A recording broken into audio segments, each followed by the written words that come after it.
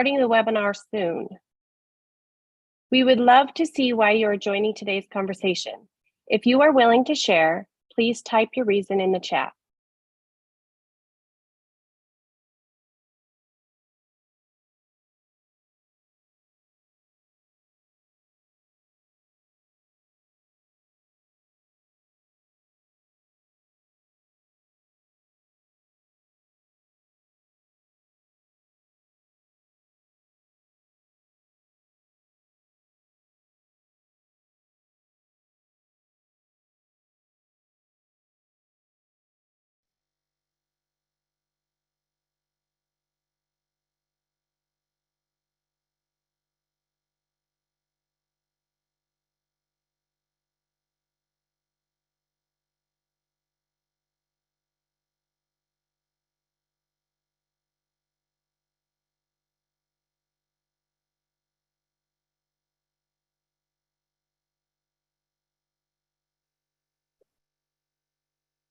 Thank you for letting us know that the chat is disabled. We will soon fix that problem.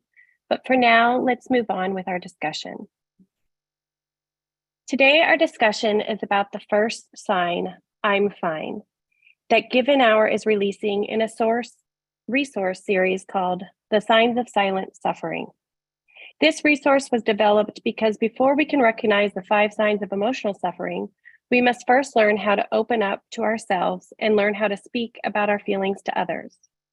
When our defense or coping mechanisms are activated, it can be a challenge to recognize how we are feeling. At Given Hour, one of our strengths is that we have board members, ambassadors, staff members, and volunteer providers with various lived experiences, and we value their expertise and input from those experiences. Our panelists are all members of the Given Hour family in one way or another, but also wear other hats. Today, we have asked them to participate and share what they have learned from their personal lived experience.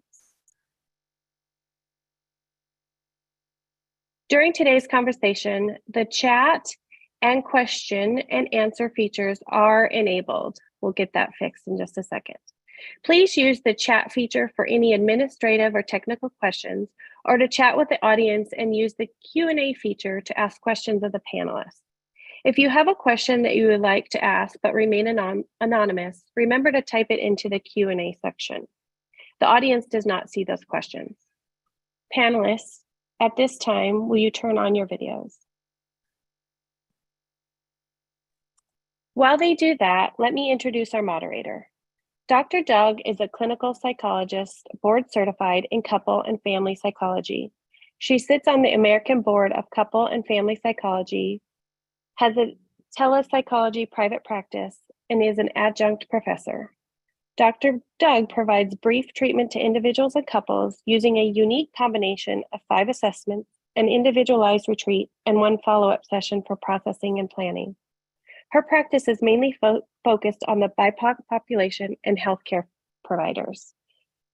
Thank you, Dr. Doug, for moderating today's conversation. The floor is now yours. Thank you so much, Nikki. I've been so excited about this day and being able to moderate this conversation. The panel that we have are just really incredibly impressive, and I'm excited to see where this conversation goes today. So if the panelists could start out by just introducing yourselves and mentioning why you think that you were invited to be on this panel. And then the last piece, if you could, to just briefly explain the last time that you used I'm fine when you actually weren't fine.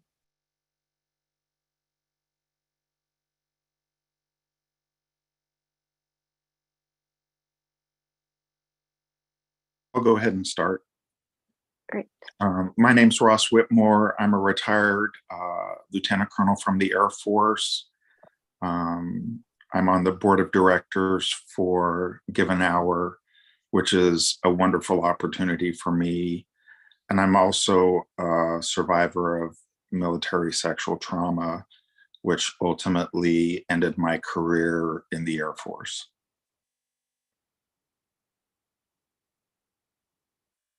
Thank you, Ross. And was there a recent time that you've said I'm fine Oh, when that's you right. didn't mean it? Probably right before I ended up in the inpatient psych unit, I was still using the I'm fine when my life was totally falling apart. Wow. Okay. Okay. Well, thank you for sharing that, Ross. Yes. And Sean and Michael, who would like to go next? Okay, Sean, I'll go. I'll go ahead. Hi, everybody. My name is Michael. Michael Morissette. I'm a staff member for on the Given Hour staff, outreach coordinator, but I don't think that's why I'm here. I think why I'm here and actually why I'm a staff member for Given Hour is because that I do have a lived experience. Like everybody else does, but mine in particular is losing my daughter to gun violence. And it's been 4 years, and it's been really interesting experience learning about myself and others. So thanks for having me. Thank you, Michael. Oh, the question. Thank you. You know what? At first, well, lately with pandemic and me working at home, I don't get out much. But when people do say, it's usually how's it going, and I take that as the same, just the common greeting, and I kind of take that as I don't need to go deep when it's a superficial greeting. At first I would go deep because I had to tell my story. Now it's more like I just want to acknowledge the greeting. And, when I say I'm fine, it doesn't mean what it meant 4 years ago. I'll just leave it. Great. Thank you, Michael. And Sean. Hi, everyone. My name is Sean Moore. I am from Kansas City, Missouri, and I am a Given Hour ambassador. I am the program manager for financial wellness at the Elizabeth Dole Foundation, and I also am the founder and executive director at Caregivers on the Home Front. I believe I was asked to join this panel because I am also a family caregiver to my husband, who is a veteran. He spent 23 years in the Army and has some mental health challenges. And of course, that affects the family, which then goes into when was the last time that you said you were fine and you weren't. So I think I'm a recovering, I'm fine person. And I also think that's why I'm on the panel, is because the last time that I did say that I was fine was after a very challenging time for my husband, who had attempted suicide. So I had to be fine, right? I had to be fine for him. I had to be fine for my kids. And anyone else that was around us, is at least what I felt. So was my I'm fine. And that was 5 years ago. And I think that for the first couple after that, it was always, I'm fine. I got this. I'm fine. I'm fine. But little did we know. Thank you, Sean. So I think that just based on what the three of you have even said so far, it's pretty clear that there are multitude reasons why people might use that I'm fine mask. And sometimes it is maybe for your benefit, maybe you think you're benefiting other people. There's some kind of protection or coping. And I'm hoping that, during this hour, we're going to really be able to explore all of those different aspects of the I'm fine mask. Before we get started, I was hoping to get some participation from the attendees. And if you could, just in the chat box, indicate yes if you have used I'm fine anytime in the last few weeks when you actually weren't feeling fine.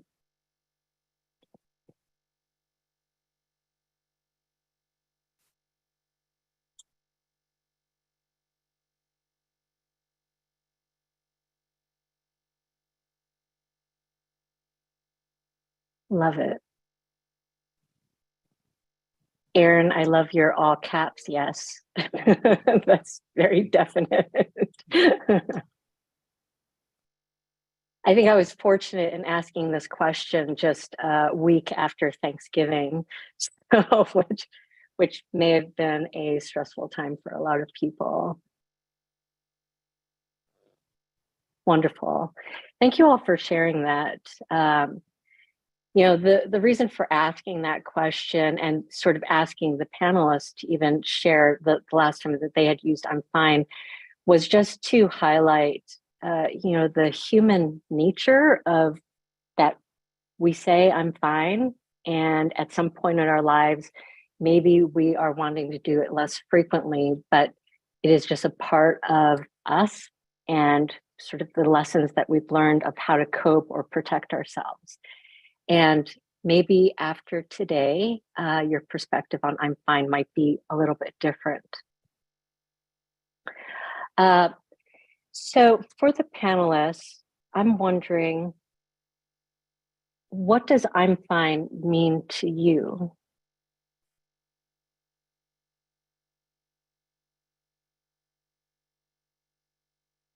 Okay, I'm the only one unmuted, so I'll go first. Sure. Excuse me. I'm fine. I think I touched on that at first. It's kind of like first contact when I meet someone, a greeting, but I have to take it in perspective of the environment or the situation. We used to have a joke at work where I worked in the public and saw probably thousands of people a week. And our internal joke was, somebody would ask you how you're doing or how are you? And you'd say, hey, how much time do you have? So I have to consider that, is this just the passing gesture? Because if I unload on somebody and they were not prepared for it, it might change the course of at least the next few minutes or hours, or it might change the course of their day if they're not prepared for it. So to me, I really try to consider, where I'm at, but where I am, who I'm with, and what's happening. But the word fine is, like I said, changed, I had our traumatic experience of losing our daughter. I knew that my life was different and my life was gonna be different, but I didn't realize at the moment that even the definitions of the words that I use would change the meanings. Thank you, Michael.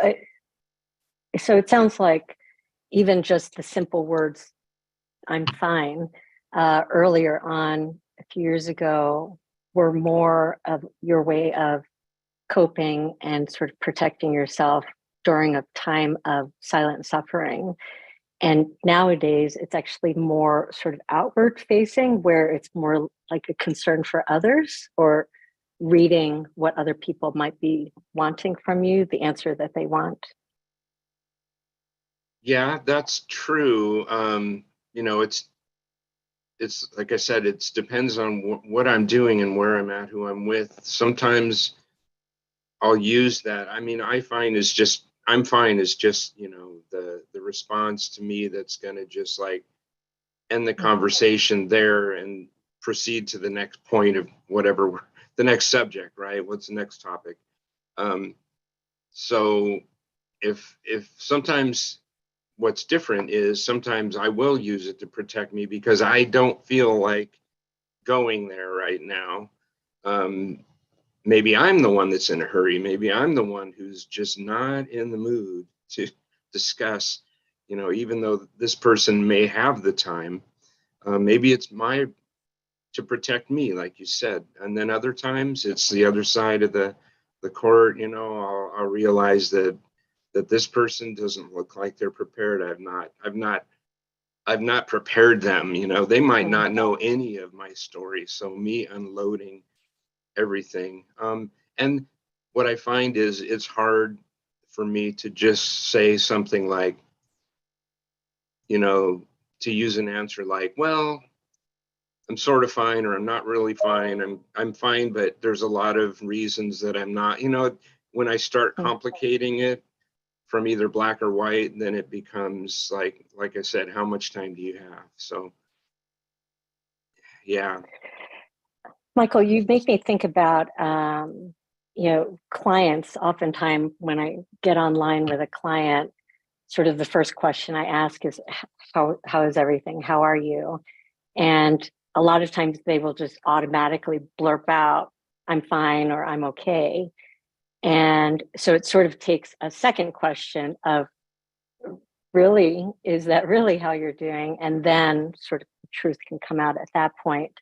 But I agree with you, Michael, that it's sort of been put into the culture of expecting an automatic response in the format of, I'm fine. So for Sean or Ross, how about for either of you, what does I'm fine mean to you? Well, for me, it's a level of dishonesty, actually, of denying how I'm really doing. When I experienced my military sexual trauma, I was in a very visible leadership position, and I had 160 personnel that I was in charge of, and I really couldn't afford to be honest about how I was doing. So, like Michael, part of it was protecting the people that worked for me. But the other part was trying to cling on to the notion that I was okay when I really knew that I wasn't. But I didn't have anywhere to go either. So it was a matter of survival in some ways. So sort of holding that back even from yourself in order to be able to cope with the situation. Very much so. I'm sorry, Ross, could you say that again? Your voice blurped a little bit. Oh, I said very much so, Oh. yes. You're good. Okay, good. Thank you. Oh, and it looks like Nikki just put up a poll, and I would love to see what the attendees say to this. While that's going, Sean, would you like to say something about what I'm fine means to you? I think a couple of you, and then in the chat, a couple of our participants have also said exactly what I was thinking. It has become an automatic response for a lot of people, but fine to me equals feelings I'm not expressing. And I think for all of us, whether we're fine or not, there's probably something that we're all feeling that we're not saying. How many of us are tired a lot? You know, so even instead of saying I'm fine, I'm tired, I didn't sleep well last night. So for me, if I'm saying I'm fine, I try to check myself and go, are you really? Or is it just feelings you're not expressing? That's great. Yeah, absolutely. I'm assuming that there are probably a lot of attendees who would agree with you. Do we have the results of that poll?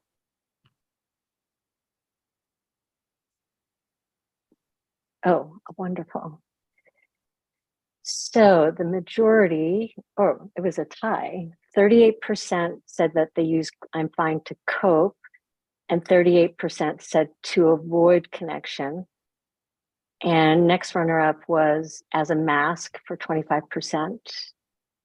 And a tie of the last three, To Avoid Pity, Keep Up Your Image, and Other. Wow, that's pretty impressive. So those results actually go really well with the next area that we're going to go into, which is the idea of I'm fine in order to avoid stigma. So I had sort of a moment of anger, maybe, this morning. I did a little search on the internet of just silent suffering. And one of the top hits was this website of this person who was encouraging people to silently suffer. And it was shocking, honestly. And as I went through this website, I was actually growing in appreciation for what this person was saying on their website, because I think that the things that this person was saying we should all be doing are actually the messages that are being transmitted in culture, whether overtly or covertly. And even though none of us would definitely say that or say that that's a good thing, these are still these messages that are sort of everywhere. This idea of, just be strong, strong and silent. That's the best thing. That's how people know that they can rely on you, to depend on you. You are a virtuous person if you just take it and handle your suffering. So this person on their website, excuse me, was saying that if people do share how they're actually doing, it would be perceived as moaning or complaining or seeking attention. And the alternative being, if you are silently suffering, then that person would be seen as strong. And, all of us, I'm sure even the attendees as well as the panelists, would absolutely say, like, oh, this is not the way that we should be approaching things. But the message is still out there in popular media. So I guess I'm wondering for the panelists, if people are using I'm fine to avoid stigma, maybe because they think people will think that they're weak or take advantage of us, pity us, see us as a burden of trying to help us out. For those folks, how do you think that we can read a situation accurately to determine how much or how little should we be sharing of our truth? Sean, what do you think? Well, I think it's really important to know your audience. Are you walking into the grocery store and the person checking you out is asking, how are you today? Versus, am I in a group of similar peers? For me, it would be my wonderful friends who are veteran family caregivers. And even though I'm in a leader position in this population, they are my trusted tribe. I know whether I'm a leader or not, I can tell them how I'm doing, and they're not going to see that as weak. So I really believe we have to know our audience, we also need to, if we know them, just like Michael had said earlier, do we know the bandwidth of who we are going to say, I'm not doing well? And I think there's also we can say, I'm not doing well, period. Or we can say, I'm not doing well because I always try to use personal experiences, because my loved one, my husband, is an inpatient, period. Right? And then we can see what we get back. But at the same time, it depends on when we're going to say that. Am I rushing into the school to pick my daughter up and, someone I know asks me? But again, Michael, I need to get my daughter to, you know, her lesson or what have you. I'm not going to go into this, gosh, I'm not doing well, and this is why. Yet I make a huge point to not tell people I'm fine, even if I'm in a rush, even if I don't know that person. I'm still going to probably at least say I'm tired, because I'm always tired. You know, it's something like that. It doesn't lead us into a bigger conversation if I'm just saying, well, I didn't sleep well. I'm not, you know, I'm kind of tired today. Or I have a headache today, or my sinuses are bothering me today. That not saying I'm fine doesn't mean I'm going to go, you know, I am really not doing well. I'm still having a really tough time with the crisis my husband's been through for this past year, and on and on and on, right? So read your audience, know your audience. But I think vulnerability is the key to stamping out stigma. I completely agree with you, Sean. And I love what you're saying. You know, I think that one of the things that popped out to me about what you're saying is, you know, it's not a matter of one extreme or the other, where I have to just completely shut down and pretend like nothing's happening. And I don't also have to reveal my entire life to a total stranger. But there's some place in the middle where you can have integrity, have honesty, and have boundaries, right? Like you always have that level of self-determination of, even if I am honest, it doesn't mean that I then rip myself open for everyone to see. For Ross or Michael, what are your thoughts about the stigma? I'm fine. Well, like Sean said, I think it's really, really important to know to your audience.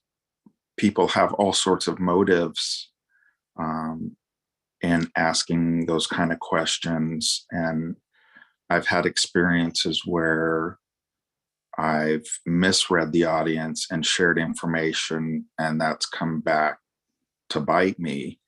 And so I think it's really important that if you're going to be open and honest and really vulnerable about how you're doing, that it's with people that are in your circle of trust, that you know have your best intentions.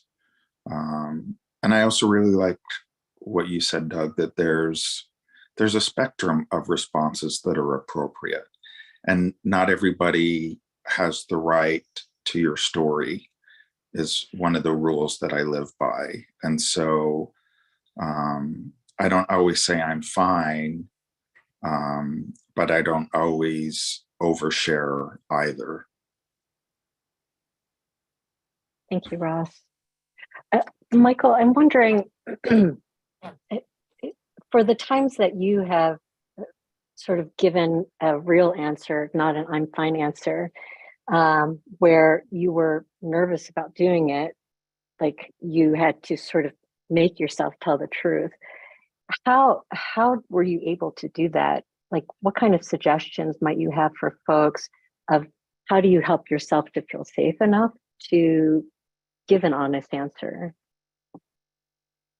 Well, for me, it was a natural progression. You know, after our traumatic experience, it was a community experience, and that community huddled, right? We all came together, families and survivors, and we were pretty much exclusive to ourselves, you know, at certain points when we would come together to support each other. And I saw, this is a different topic, but I saw like the organic roots of, you know, peer support appearing right before my eyes. It just is a natural thing for people to do that. And it would have been dishonest to try and hold back. I felt it would have been dishonest to try and hold back, you know, my feelings, my experience, my voice among these people who knew exactly what I was going through, right? So it was very easy at the beginning, and I felt I had not a. I've actually used the word obligation, but I don't mean to use that word. I felt that I had a not a duty either. I can't think of a better word, but that I needed to tell my story to these people so they could understand what I was going through from my perspective, um, and then I learned to hear their stories. So I started to see, the different what just the different that spectrum of the way one event can influence or impact so many different people. I mean, if you look at like today with the pandemic, how all of us have been impacted in one way or another. And I believe, depending on what you brought into the beginning of the pandemic and then what's happened since the beginning of the pandemic, has a big influence on how it has impacted us as well. But it was a natural progression for me, because of the influence of the people that were around me, supporting me, and that I was trying to reach out to and support as well. I always felt like I should have a safety net, set up boundaries. Sometimes I knew I was going past my boundaries, I would realize it after the fact, 2 or 3 hours into a conversation, that maybe too much story, too much interaction at one time, but I always knew that I should set up a safety net for myself by knowing when, how far to go in each conversation or in each relationship. And that was okay, because these were relationships where I could reach out to these people daily, weekly, monthly, or whatever. So it didn't have to be all at once, because I'll never see you again. So I think that makes a difference too, where you can kind of work with somebody, or I was able to work with somebody over a long period of time, and not work with them in a way that a professional would, but as a peer would, as a friend.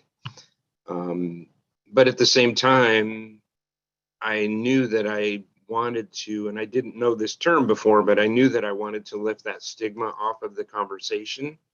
I knew that I wanted to be promoting the conversation. So just cutting off with the "I'm fine" has never been comfortable for me, because to myself, I know that I'm not doing that. I'm not promoting that conversation. People need to know, what's going on. I think that, Michael, one thing I appreciate about what you're saying is this idea of staying away from "I'm fine" as a method of collective healing, of sort of, not only are we ourselves healing by avoiding "I'm fine," of being truthful, but also you're modeling that for others, you're receiving it from others. And in that way, we can sort of help the entire community to actually feel better. And I am appreciating what you're saying about boundaries and making sure that you have those like bumpers set up for yourself. It seems like that would be a learning process of knowing where those appropriate boundaries are for you. Sean or Ross, do you have any thoughts on that, of sort of going through that learning process of how do I figure out where my limits are in being honest with folks? One of the things that I thought about when Michael was talking, I wrote down so I wouldn't forget to mention it. But this to me screams, who are our authentic relationships? Who are we in authentic relationships with? Yes, we want to break the stigma down and be able to say, I'm not fine if someone asks me that. Right? And I think modeling is absolutely needed to stomp out the stigma. If we can all change the narrative of if someone asks me how I'm doing and I'm not doing well, I'm just going to say, thanks for asking, yet I'm not doing well. Right? Or so then we know, I saw a question, then we know if someone's really doing fine or not doing fine, right? But it starts with us. It starts with those of us that can and have in small bits and pieces stepping out of that just automatic response. But who are you being authentic with? Each one of us needs to have 5 to 8 people that we can be authentic with so we can heal, as well as it gives them permission to heal as well and say, I'm not fine. I love that. I love the specificity of that too, of sort of that idea of 5 to 8 people that are in that close circle with you, that you feel trustful, they trust you, and you can engage in collective healing with each other. And you're also making me think, Sean, about, anytime any of us are trying to learn a new behavior, we're sort of going to err on both sides of like, oh, I wish I had said a little bit more, or, oh, I wish I'd said a little bit less. And sort of just realizing, oh, that's just part of the whole learning and growing process, that sometimes I'm going to go a little bit too far in one direction. And then at some point, I'll figure out like where my sweet spot is. And so this new poll that's up is think about the times when you've used I'm fine because you thought the other person didn't want to hear the real answer. And what percentage of time do you think that you were wrong, where the other person actually was interested in the truth? So 58% said that they think that that a quarter of the time they were probably misreading the situation. And 33% said that they were probably misreading the situation half the time. So those are pretty impressive numbers. And I really like that the audience is recognizing that, oh, maybe I am sort of, I guess, jumping the gun of like, I'm going to protect them, even though they didn't ask me to protect them from me and my feelings. So Ross, I was thinking about you when we were preparing for today. All of us had a pre-meeting last week, and we were joking a little bit about the animals in our lives, and sometimes they just take these inopportune times to show up on camera. And I was thinking about with the animals in our home, like we can't actually wear an I'm fine mask, right? Like they don't understand the words that we're saying. So we could try to pretend like everything's okay, but they're reading something else, not our words. And yet, even though they know the times when we're not doing well, they somehow still feel okay with relying on us. Like they still trust that we'll be there for them when they need it.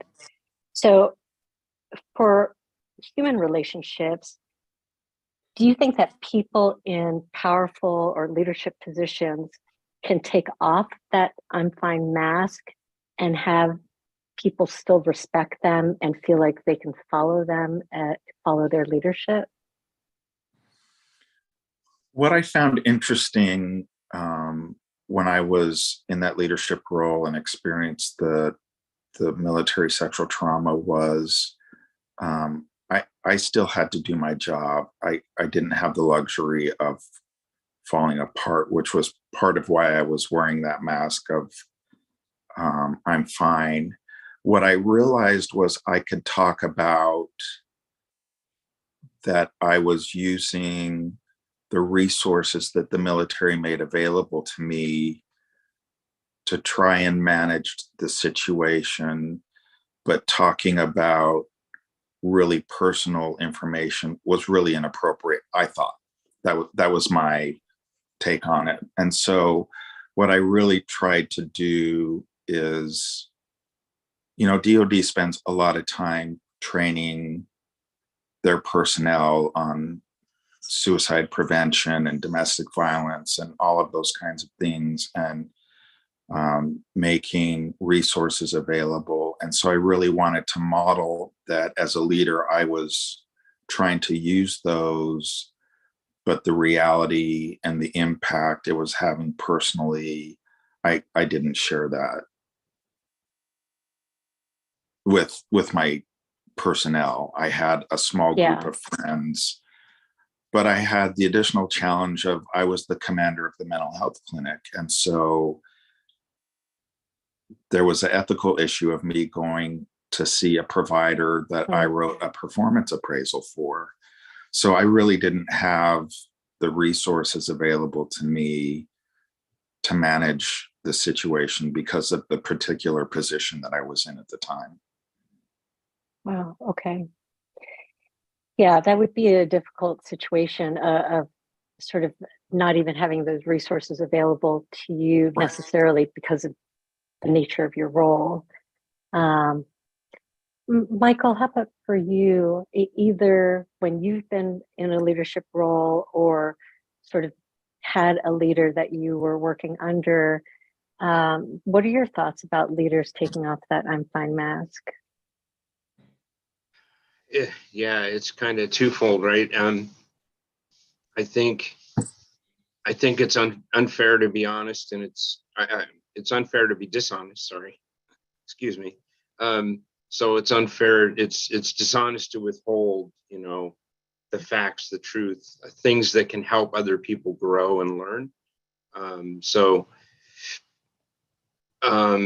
But at the same time, there is a responsibility in an employment role or environment to perform the deliverables, right? To do your job and to help other people do theirs. And so, but that doesn't mean that there can't be situations, like for instance, now I work for a mental health nonprofit. We are very open among our staff about talking about how we feel and self-care and sharing things, and we have abundant resources. So it's a different environment than the one I came from in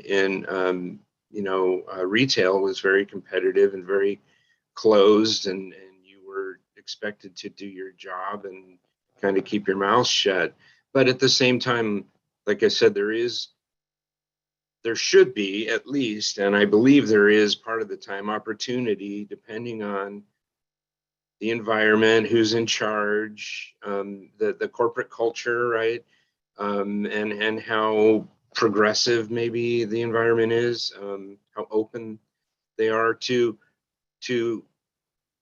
communicating, okay, here's what we're going to talk about, here's the way I'm going to behave, and it's because of this, and I want to be honest with you because I think this can help us all, because we're all humans, and we should all be able to learn from each other and grow. And I want growing, honest, open employees or associates. And I think that would be helpful and healthy. And I know it does happen, like my first example. But I know also that sometimes it doesn't. And from my experience in our community, some of the first responders struggled with being able to work on their emotional wellness because of the corporate structure under where they worked, similar to Ross's story. So I can see that there's the right scenario, but there's not always the right opportunity for that. Yeah, thank you, Michael. I appreciate your own personal experiences as well as what you've seen with first responders. That makes total sense. And it makes me wonder about, what additional resources or messaging can we put out there in order to make sure that the assistance is available for more folks. John, how about for you? You have a ton of people relying on you. So what is it like in your leadership role of taking off that I'm fine mask? So one of the things that I really wanted to make sure that I was doing as a leader is not ever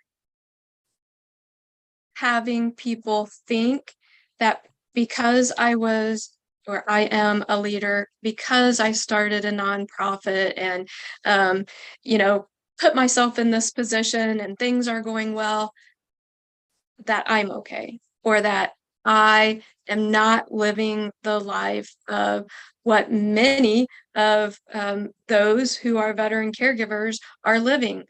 I want them to know that I am too.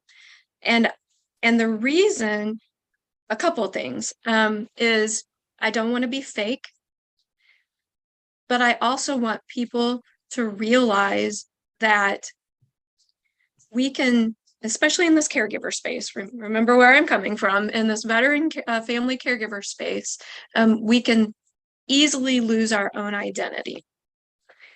So I want to show people that even though I am a caregiver and I may be living in the suck, at this present time, I am still doing something to cultivate who I am and my passion and my healing. But that also means being vulnerable, being transparent, showing people that I can have my own identity outside of caregiving, letting people know me, and I want people to know when I'm not doing okay. I want people to know what those signs and symptoms in me are if I'm not doing okay, because I need people too.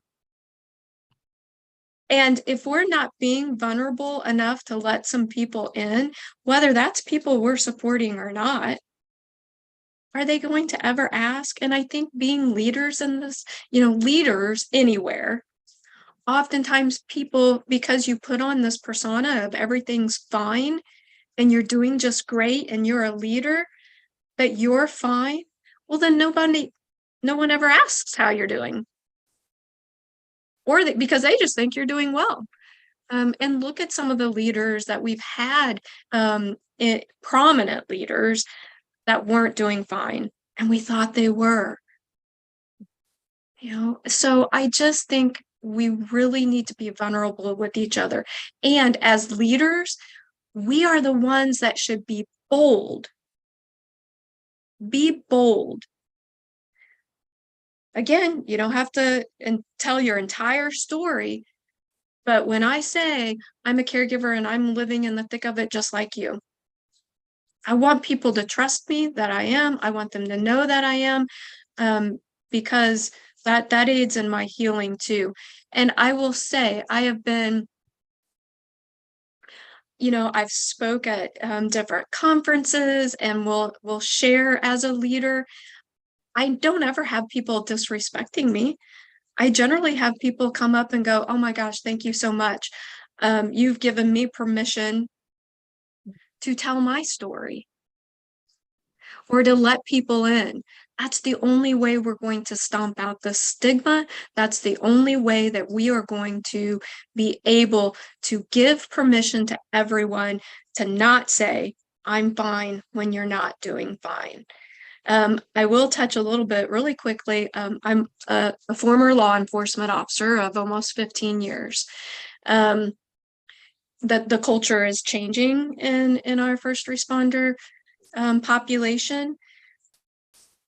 I'm a little outspoken and kind of always have been. I've had to reel it back in since I do it differently than I in my 50s and I did in my 30s. Yet I've always been very upfront with people, and even in the first responder culture, it just depended on who was receiving the message or receiving "I'm not doing well."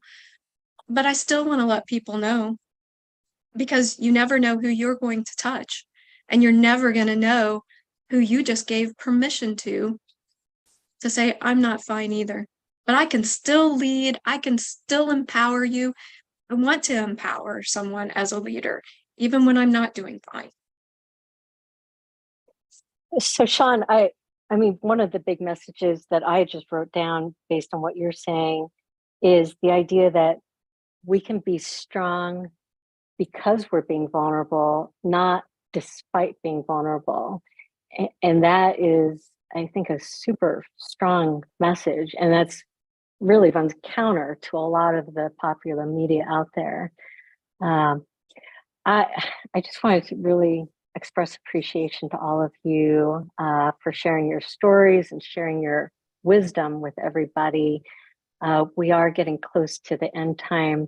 So I was hoping we could take a few minutes for each of you to just have a parting message that you want to share with the attendees or anybody who watches this recording afterward. What are you hoping that people will take away from this conversation? And Ross, do you want to start? Sure. First, I'm just glad that my puppies behaved themselves through this presentation. They did great. They did great, yes. I think that being vulnerable takes an incredible amount of courage and bravery, and it's nice to see that tide changing, that it's not always seen as being weak or helpless. And the other thing I would say is that it's okay to not be fine. I've learned that in my life, and reaching out to your support system and the resources that are available to you, that's a really important thing to do, so that you can be in a healthy place. When I ended up in the inpatient psych unit, I often wondered if I would ever make it back to a place of health. And it's taken a long time and a lot of hard work, but I have a lot of wonderful people to thank for helping me in that process. So there's always hope. There's always hope. That's an awesome message. Thank you, Ross. Sure. Michael, how about you? I agree. I think vulnerability has always been looked at in at least the culture I grew up in. I grew up in California, so I figure it's kind of common. But the culture I grew up in, vulnerability was a weakness. It was a sign of incapability or whatever. But I believe that, and it's obvious that we need to change that outlook to make vulnerability an asset. It's a conversation starter. It's a way. It's like an open door to other people entering your life, and I think, and that's part of lifting the stigma off of this whole thing. To get people to talk about it, we need to be vulnerable to let people in. And one thing I'm been thinking about a lot lately is just to be nice, and yeah, the quick response of "I'm fine" might not be the nicest way to react to someone. So I've been thinking about changing that to a little more, allowing a little more sympathy, but just to be nice, and to always consider that you don't know, that I don't know what other people, and from my experience of talking to people, that I never knew some of the things people were going through, and I could never have known unless they told me. And I would never have known by looking at them, and some of them have never talked about it. So that's why it's important to have that vulnerability, to open the door and have those conversations and just be nice. I love it, Michael, the idea of that open door to other people and opening that to other people by being honest and vulnerable. Thank you so much. And Sean, how about you? I'm going to go really quick. So just like Michael said, you need to find your people that you can be vulnerable with, because healing will not start until you can be vulnerable and you have those safe people that know you inside and out and know when you're not doing well, because we do tend to isolate when we're not fine. So people know that if my hair is not purple, I am not doing well, because that's the one thing that I always do. But my people I support even know that. What's that one thing for you that you need to make sure that your people know so they can see you? That's a fantastic closing message. Thank you so much, Sean. And thank you to all the attendees. And Nikki, where should we go now? Yes, thank you very much. Panelists, you guys were amazing. Dr. Doug, you were just fabulous. And I speak for everyone that was on today. Thank you so much for sharing your experience and your stories and coming from the heart.